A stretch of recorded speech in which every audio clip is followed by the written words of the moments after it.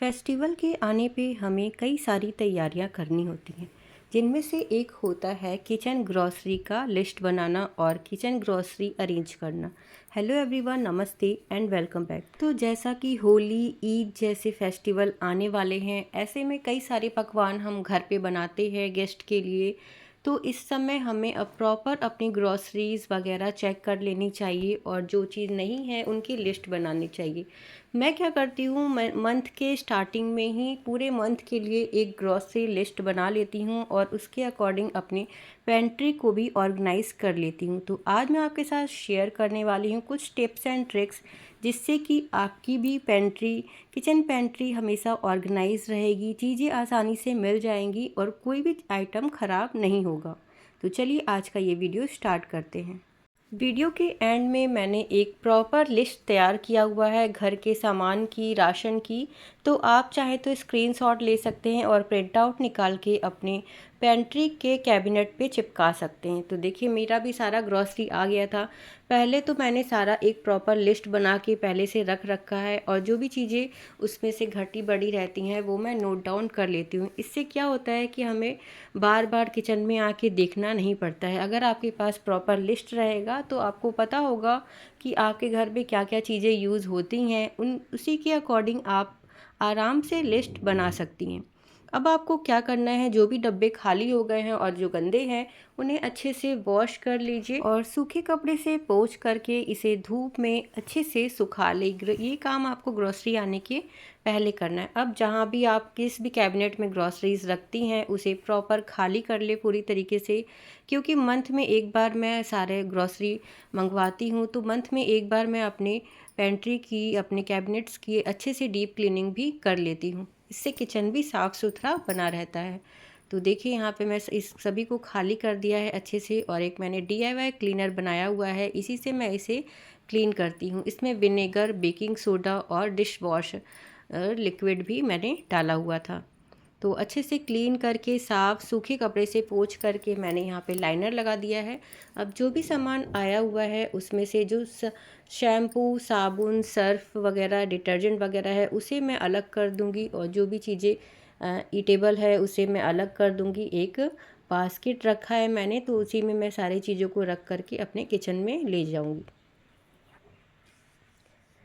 तो देखिए, अब हमें क्या करना है, सब पे लाइनर लगाना तो बहुत ज़रूरी है। न्यूज़पेपर वाला लाइनर तो आप बिल्कुल भी मत लगाइएगा, क्योंकि उससे कॉकरोच और छोटे छोटे कीड़े वगैरह आ जाते हैं। आप चाहे तो ऑनलाइन भी लाइनर मिलता है, वो भी लगा सकते हैं, या फिर बच्चों के जो बुक्स के कवर आते हैं ना, वो आप लगा सकते हैं। और जो पहले की आपकी चीज़ें, बची कुची जो चीज़ें रहती हैं, उन्हें आप सबसे नीचे रखें, जहाँ से कि आप आराम से उसे एक्सेस कर पाएँ और आपको पता है कि ये चीज़ें पहले की हैं तो इसे पहले ख़त्म करना है। तो सबसे नीचे वाले रैक में जो भी बची हुई चीज़ होती है पहले की, वो मैं रख देती हूँ। और इस तरीके के बास्केट का यूज़ करें, डिब्बे का यूज़ करें छोटे छोटे मसाले वगैरह रखने के लिए, जिससे कि आपको एक बार में सारे मसाले मिल जाएंगे और आपके कैबिनेट में मसाले फैलते भी नहीं हैं। जो भी चीज़ें आप छोटे पैकेट में हैं उन्हें आप इसी तरीके से रख सकते हैं, इसमें कोई भी दिक्कत नहीं होती है। और चीज़ों को अच्छे से ऑर्गेनाइज़ करके रखें, ऐसा रखें कि वो आपको दिखाई दे, सामने से विजिबल रहे। एक्सपायरी डेट भी चेक चेक करना बहुत ज़रूरी होता है। जो भी आपकी चीज़ें एक्सपायर्ड हो चुकी हैं उन्हें हटा दें। इसीलिए आपको मंथ में एक बार शॉपिंग करनी चाहिए। अगर आप 3-4 महीने का शॉपिंग एक साथ कर लेते हैं तो ऐसे में काफ़ी चीज़ें ख़राब भी हो जाती हैं। तो आप ऐसा ना, बिल्कुल भी ना करें। मंथ में बस एक बार स्टार्टिंग के टाइम ही 1 तारीख से 5 तारीख तक का आप डेट फिक्स करें अपने ग्रॉसरीज़ को परचेज़ करने के लिए। तो और जो भी कैबिनेट में आप ग्रॉसरीज रखते हैं वो किचन के आसपास ही होना चाहिए। और पूरे घर में एक एक ड्रॉर ये सब में आप ऐसे करके फैला करके बिल्कुल भी ग्रॉसरी ना रखें। एक पर्टिकुलर जगह बनाएं ताकि आप खोजते टाइम आपको आसानी से चीज़ें मिल जाएं। और जो भी भारी पैकेट थे आटा के, चीनी के, वो मैं यहाँ रखती हूँ, जिससे कि मेरा जो कैबिनेट है किचन वाला वो ख़राब भी नहीं होता है। अब बारी आती है कंटेनर्स की। तो कंटेनर्स आप हमेशा ट्रांसपेरेंट वाले ही किचन में यूज़ करें, जो सी थ्रू होता है, जिसमें से कि चीज़ें आसानी से दिखाई दे जाती हैं। और लेबलिंग का भी इस्तेमाल करें, लेबल करके रखें जो भी चीज़ें आप रख रहे हैं। और ये जो दालें वगैरह रहती हैं इसमें आप तेज पत्ता और थोड़ा थोड़ा हींग स्प्रिंकल कर देंगे तो इसमें कीड़े भी नहीं लगते हैं।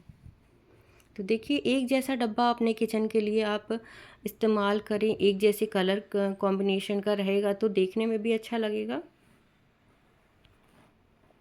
तो सभी चीज़ों को उसके अकॉर्डिंग आप डब्बों में रख दें। ये वाला रैक भी मैं अपने ग्रॉसरीज़ के लिए यूज़ करती हूँ, जो चीज़ें किचन में डेली बेसिस पे यूज़ होती हैं।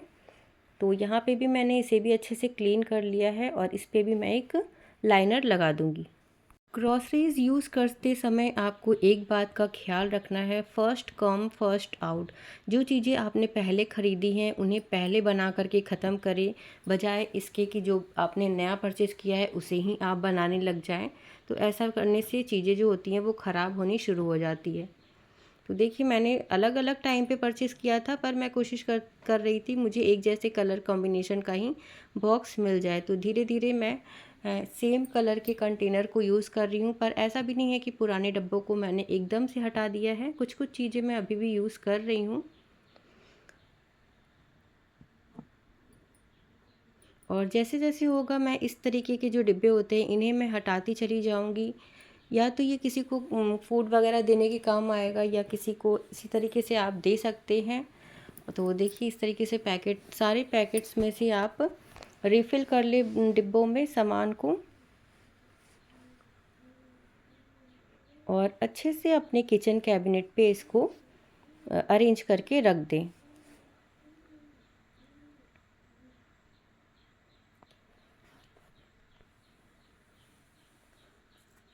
तो ऐसा करने से फेस्टिवल के टाइम आप बिल्कुल फ्री रहते हैं, आपको कोई टेंशन नहीं होती है कि ये चीज़ें घटी हैं।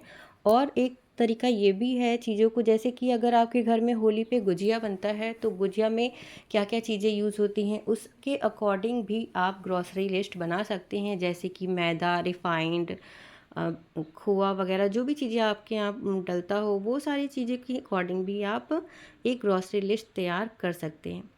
और जो भी इस तरीके की चीज़ें होती हैं इन्हें भी मैं एक अलग से ड्रॉअर में रखती हूँ। और यहाँ कैरी बैग भी मैंने रखा है अरेंज करके। तो देखिए इस तरीके से आप अपने ग्रॉसरीज़ को, पेंट्री को ऑर्गेनाइज़ कर सकते हैं। और टाइम टाइम पे डब्बों को देखते रहिए, जो भी चीज़ें ख़राब हो रही हैं उन्हें धूप लगाना भी बहुत ज़रूरी होता है। अगर काफ़ी दिन से कोई दालें वगैरह यूज़ नहीं किया है तो उसे धूप भी लगा दीजिए। तो इस तरीके से मैंने अपनी पेंट्री को ऑर्गेनाइज़ किया था। अगर आपको वीडियो पसंद आई तो एक लाइक ज़रूर कीजिएगा और एडवांस में हैप्पी होली मेरे सभी व्यूवर्स को। और लास्ट में मैंने लिस्ट डाला हुआ है तो स्क्रीनशॉट ज़रूर से ले लीजिएगा। Thanks for watching.